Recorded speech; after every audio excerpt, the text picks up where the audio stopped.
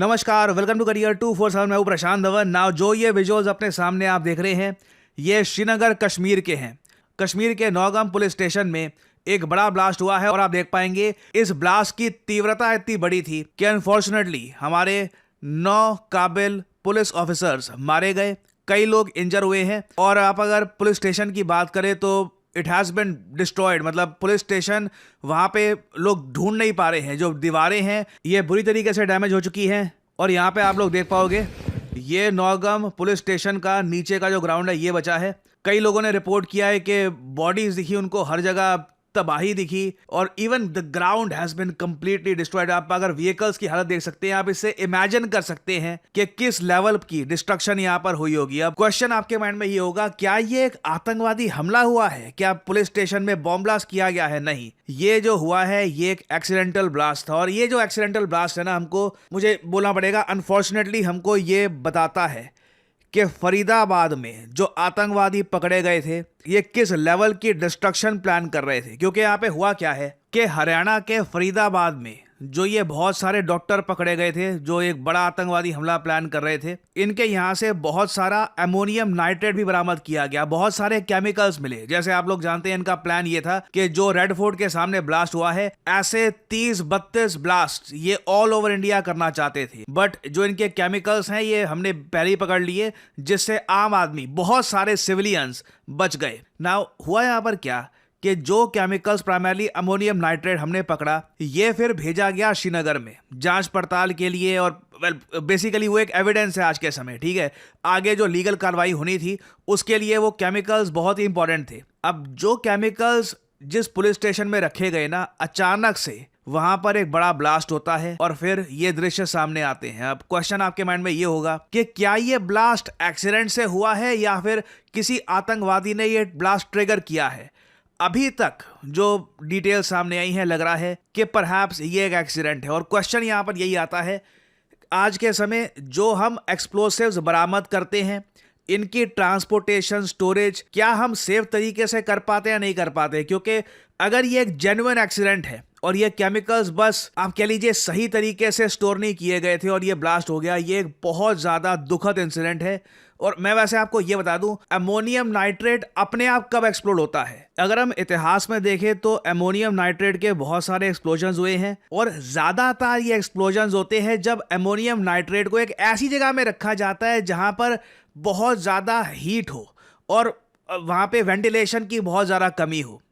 अब for example मैं आपको एक वीडियो दिखाने वाला हूँ बैरूत की। बैरूत ऑफ कोर्स कैपिटल है लेबनान की, और ये ब्लास्ट हुआ था साल 2020 में। इन्होंने अपने एक स्टोरेज एरिया में बहुत सारा अमोनियम नाइट्रेट, हजारों केजी का अमोनियम नाइट्रेट स्टोर करके रखा हुआ था और अचानक से एक दिन ये ब्लास्ट हुआ।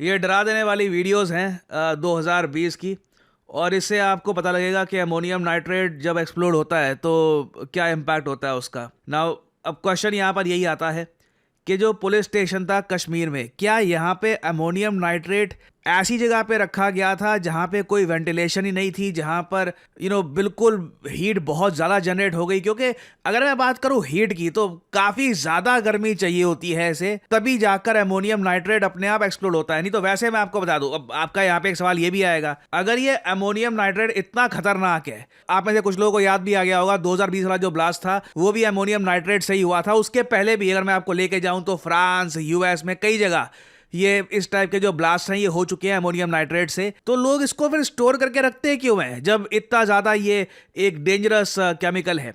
देखिए, अमोनियम नाइट्रेट के काफ़ी यूज़ भी होते हैं। फॉर एग्जांपल फर्टिलाइज़र जो हमारी खेती में यूज़ होता है दुनिया भर में, वो अमोनियम नाइट्रेट से ही बनता है। अमोनियम नाइट्रेट उसमें बहुत ही इंपॉर्टेंट कंपोनेंट होता है। उसके अलावा आपको माइनिंग करनी है, आपको कहीं पर बड़ा ब्लास्ट करना है किसी और पर्पस के लिए, कंस्ट्रक्शन पर्पस के लिए, तो वहाँ पर भी अमोनियम नाइट्रेट का यूज़ किया जाता है। तो इसके यूजेस बहुत सारे हैं, बट इसको बहुत ज़्यादा केयरफुली रखना होता है।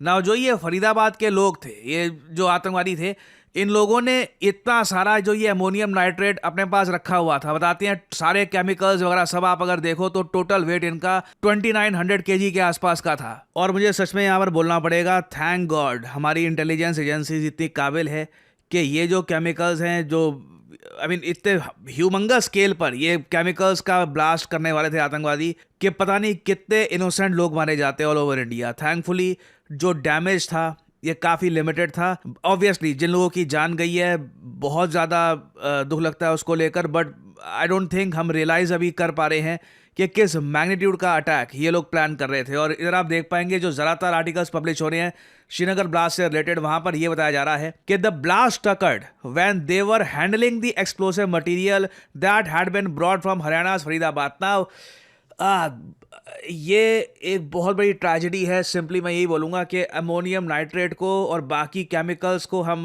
सही तरीके से हैंडल नहीं कर पाए। एटलीस्ट जो हमको आर्टिकल्स में और रिपोर्ट्स में बताया जा रहा है वो यही है कि थोड़ा हैंडलिंग का यहाँ पर इशू आ गया है। बाकी अभी इस टॉपिक पे और इन्वेस्टिगेशन होगी तो और डिटेल्स पता लगेंगे कि किस तरीके से सडनली ये ब्लास्ट हो गया। ना ऑब्वियसली एक बात ऐड करने वाली ये भी है कि फरीदाबाद में जो केमिकल्स मिले हैं ना, वो सिर्फ अमोनियम नाइट्रेट नहीं था उसमें। ये जो आतंकवादी थे इन लोगों ने अमोनियम नाइट्रेट के साथ कुछ फ्यूल भी मिक्स कर रखा था। ये केमिकल्स का मिक्सचर था। क्योंकि आपके दिमाग में आ रहा होगा ये क्वेश्चन कि अगर अमोनियम नाइट्रेट से हम फर्टिलाइजर बनाते हैं और वेरियस और जगह काम होता है अमोनियम नाइट्रेट का, तो पहली बात तो इसको रेगुलेट करने के लिए कानून होगा। जी हाँ, 2012 में पूरे रूल्स बनाए गए थे भारत में कि किस तरीके से अमोनियम नाइट्रेट को स्टोर किया जाएगा, ये कैसे एक जगह गलत तरीके से स्टोर नहीं होना चाहिए। क्योंकि जैसे आपको बताया बाकी जगह दुनिया में अमोनियम नाइट्रेट को जब गलत तरीके से स्टोर किया गया तो बड़े ब्लास्ट हुए हैं। तो इस पर्टिकुलर केस में जो ये आतंकवादी थे इन लोगों ने डेफिनेटली अमोनियम नाइट्रेट को किसी ना किसी फ्यूल सोर्स के साथ मिक्स कर रखा था, जिससे एक्सप्लोजन होना और ज्यादा ईजी हो गया। और ये लग रहा है आतंकवादियों का एक नया तरीका अटैक करने का